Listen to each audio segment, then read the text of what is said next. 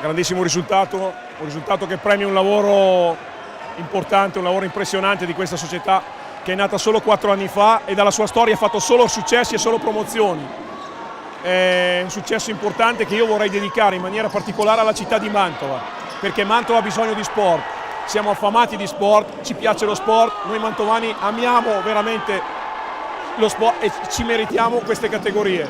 Quindi quello che io mi sento di dire ai mantovani adesso è che c'è questa realtà importante di venirci a vedere, di venirci a sostenere, perché rappresentiamo Mantova, rappresenteremo Mantova a livello nazionale. Adesso è un po' presto per dire quali sono le sensazioni, ci stiamo godendo questa festa, questa promozione, ripeto, il frutto di un grandissimo lavoro. Abbiamo fatto una stagione impressionante, siamo stati dietro solo al Petrarca, diciamo una squadra di marziani, e quindi il campionato dei normali l'abbiamo vinto noi. Adesso naturalmente lavoreremo per il futuro, non dico niente perché ci piace vincere e quindi magari, non lo so, in un futuro vedere Mantova anche ad ancora più alti livelli forse non è impossibile.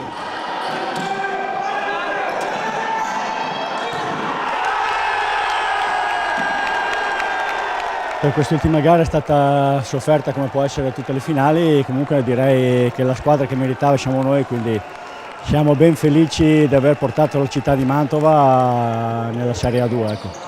Quindi siamo molto contenti e felici e un ringraziamento particolare a tutti i ragazzi, al mister che hanno lavorato tutta la stagione per ottenere questo grandissimo risultato. Ecco. Merito esclusivamente direi a loro. Ecco. Da domani si riparte, si ricomincia a lavorare e l'intenzione è di fare un ottimo campionato anche l'anno prossimo e essere tra i protagonisti. Ecco. Questo è quello che vogliamo fare. Ecco.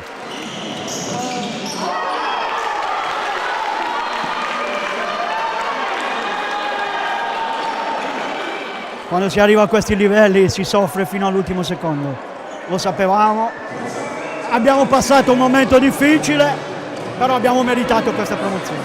Bisogna dare grande merito ai giocatori che hanno dimostrato di essere di categoria superiore.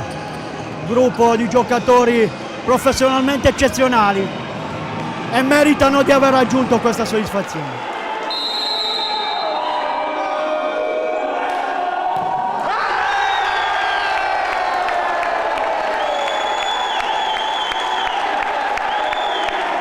Meno male, è importante anche vincere ogni tanto.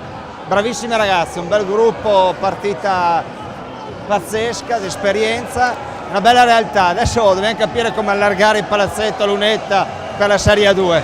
Però insomma va bene, bene così, bravi.